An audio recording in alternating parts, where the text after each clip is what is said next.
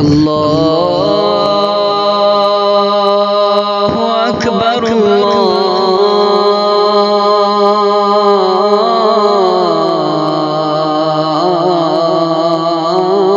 اکبر۔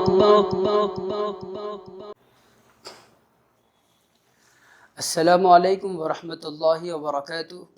ناظرین کرام، آپ سبھی کا ہمارے چینل طاہرہ دینی تعلیم میں خیر مقدم ہو۔ بسم اللہ الرحمن الرحیم۔ جیسا کہ ہم نے گزشتہ کلاس میں کلمے اور اس کے اقسام کی تعریف بیان کی ہے، سرسری طور پر ہم گزشتہ کلاس کی تھوڑی سی وضاحت کریں گے۔ آئیے، جیسا کہ ہم نے کہا، حرکات کو جس طرح نورانی قاعدے میں زبر زیر پیش کو حرکات کہتے ہیں، اسی طرح عربی زبان میں ایک ضمہ فتحہ کسرہ یعنی زبر زیر پیش کو اعراب کہا جاتا، اور کلمے کی تین اقسام بیان کہتے ہیں: اسم، فعل، حرف۔ اسم یعنی اسم وہ کلمہ ہے جو مستقل معنی بھی بتائے اور جس میں زمانہ معلوم ہو، جیسے مسجد، جب مسجد کہا جائے تو صرف مسجد ہی معلوم ہو۔ اسی طرح فعل وہ کلمہ ہے جو مستقل معنی بھی بتائے اور جس میں کوئی زمانہ پایا جائے، جیسے ضرب زید، زید نے مارا ہے، تو زید کے تینوں زمانے میں سے کوئی ایک زمانہ معلوم ہو رہا۔ اور یاد رہے کہ زمانے کی تین قسمیں: ماضی، حال، مستقبل۔ اور حرف یہ ایسا لفظ ہے کہ جس کو دوسرے کلمات کے ساتھ ملائے بغیر جس کا خود معنی پتہ نہ ہو، یعنی حرف اپنا معنی بتانے کے لیے دوسرے کلمات کا محتاج ہو جاتا ہے۔ تو آئیے، یہ تین تھے کلمے کے اقسام جس کی تعریفت ہم نے آپ کی گوش نظر کیا تھا۔ اور آج کا جو لیسن ہے، آج کی جو ٹاپک ہے، وہ ہے اسم کی علامتیں۔ اسم ہے تو اسم کو کیسا پہچانا جائے، اس کی شناخت کیسے کیا جائے، اس کی چند علامتیں جس کی بنیاد پر اسم کو پہچانا جاتا ہے۔ آئیے، آپ حضرات کی گوش نظر یہاں پر چند علامتیں مذکور ہیں۔ سب سے پہلے اسم کو پہچاننے کی علامت یہ ہے کہ نام کا ہونا۔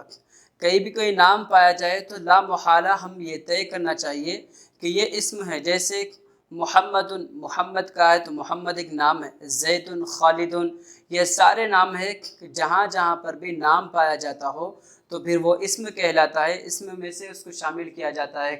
دوسری بات کہ شروع میں الف لام کا ہونا۔ ہر وہ کلمہ جس کے شروع میں الف لام آتا ہو، جس کلمے پر الف لام داخل ہوتا ہو تو اس کو اسم کہا جاتا ہے۔ اسم کی علامتوں میں سے جیسے سورہ فاتحہ کی سب سے پہلی آیت ہے جس کی شروعات الحمد سے ہے۔ الحمد یعنی سورہ فاتحہ کی شروعات ہی اسم سے کی گئی ہے، لہذا یہ اسم کی علامت ہے کہ چونکہ کلمے پر الف لام داخل ہو گیا ہے۔ دوسری علامت ہے کہ آخر میں تنوین کا ہونا، یعنی ہر کلمات جس کے آخر میں تنوین پایا جاتا ہو تو پھر اس کو اسم کہا جاتا ہے، جیسے زید، مسجد، مدرسۃ۔ ہر وہ کلمہ جس کے آخر میں تنوین آیا ہو تو اس کو اسم کہا جاتا ہے، چونکہ فعل کے آخر میں تنوین نہیں آتا ہے، اسم ہی کے آخر میں آتا ہے۔ تیسری علامت تثنیہ کا ہونا اور جمع کا ہونا۔ چوتھی علامت، ہر زبان میں ایک، دو اور اس سے زائد چیزوں کو بتانے کے لیے کچھ کلمات متعین ہوتے ہیں۔ عربی زبان میں بھی ایک چیز کو بتایا جا رہا ہو تو پھر ایک واحد استعمال ہوتا ہے، دونوں چیزوں کو بتایا جا رہا ہو تو پھر تثنیہ اس کے لیے استعمال کرتے ہیں، دو سے زائد کلمات کو بتایا جا رہا ہے تو پھر اس کے لیے جمع کا استعمال کرتے ہیں۔ یعنی تثنیہ وہ ہے جس میں دو چیزوں کو بتایا جاتا، جیسے کتابن ایک کتاب کو کہا جاتا ہے، یہاں پر کتابان تثنیہ یعنی دو کتابیں۔ اسی طرح جمع کا ہونا یعنی دو سے زائد کئی کتابوں کو بتانا ہے تو پھر جمع کا صیغہ جمع کو استعمال کیا جاتا، جیسے مسلمون کئی مسلمان۔ پانچویں جو علامت ہے وہ ہے مذکر کا ہونا۔ چھٹویں علامت مؤنث کا ہونا۔ یاد رہے کہ جس طرح لوگوں میں مرد اور عورتیں ہوتے، چیزوں میں بھی مرد اور عورتیں ہوتے، اسی طرح الفاظ میں بھی مرد اور عورتیں ہوتے، اور مرد کو مذکر کہا جاتا، عورت کو مؤنث کہا جاتا ہے۔ تو جس طرح لوگوں میں، چیزوں میں مذکر مؤنث پائے جاتے ہیں، اسی طرح الفاظ میں بھی مذکر مؤنث پائے جاتے ہیں۔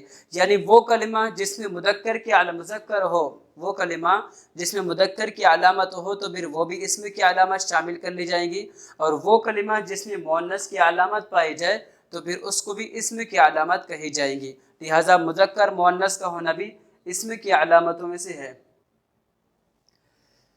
نمبر 7 ہے شروع میں حرف ندا کا آنا، جیسے یا یوسف۔ حرف ندا یعنی ایسا حرف جس سے بلایا جاتا ہو، جس سے ندا لگائی جاتی ہو، جیسے قرآن پاک میں بہت سارے مقامات پر یا ایھا النبی، یا موسیٰ، یا یحییٰ، یا عیسیٰ، یا ابراہیم، تو جہاں جہاں پر بلانے کے لیے لفظ یا استعمال کیا جاتا ہے، اور یا کے معنی اے کے ہے، یعنی اسی کو حرف ندا کہا جاتا، یعنی بلایا جس سے بلایا جاتا ہو۔ جیسے قرآن پاک میں بہت سارے جگہوں پر یا ایھا الذین آمنوا، تو یہ یا ایھا الذین آمنوا ایمان والوں کو بلانا ہے، تو اے ایمان والوں، لفظ اے کا استعمال کیا گیا۔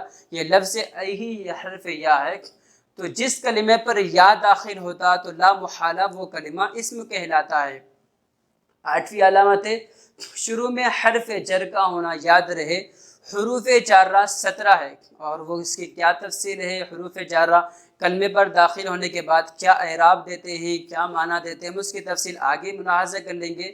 لیکن حرف جار کا کسی کلمے پر داخل ہونا ہی یہ علامت ہے وہ اسم کی علامت یہی ہے کہ حرف جار کسی کلمے پر داخل ہو گیا۔ اب اگر کوئی یہ کہے، اس طرح کہے کہ حرف جار کسی کلمے پر داخل ہونے کے بعد اگر کوئی اس کو فعل کہے تو پھر انہوں نے گویا غلط کیا ہے اور غلط سمجھا ہے۔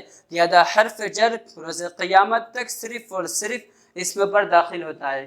9ویں علامت موصوف کا ہونا، یعنی جس میں کسی چیز کی یا پھر کسی آدمی کی صفت بیان کی جا رہی ہو تو پھر اس کو موصوف کہا جاتا ہے۔ جیسے یہاں پر ایک مثال ہے، دیکھیے عبد مومن، اس میں بندے کے مومن ہونے کی صفت کو بیان کیا جا رہا ہے، لہٰذا بندہ اس میں موصوف ہے اور مومن یہ صفت ہے، تو موصوف کا ہونا یہ بھی اسم کی علامت ہے۔ عبارت کے درمیان جب بھی کوئی موصوف اس طرح پایا جاتا تو پھر ترکیب میں اس کو ہم اسم کہتے ہیں۔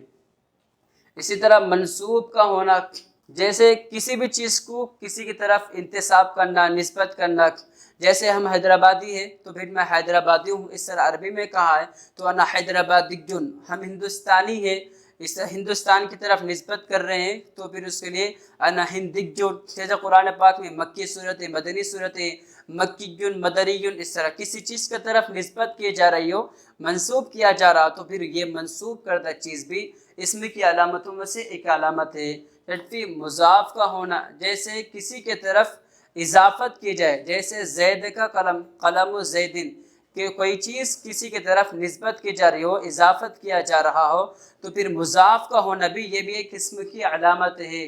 12ویں قسم مسند الیہ کا ہونا، یعنی مبتدا خبر کا ہونا، آگے اس کا لیسن آتا ہے، وہاں پر ہم تفصیل کے ساتھ مبتدا خبر کس کو کہتے ہیں، اس کی کیا قواعد ہے، اس کو ملاحظہ کرتے ہیں۔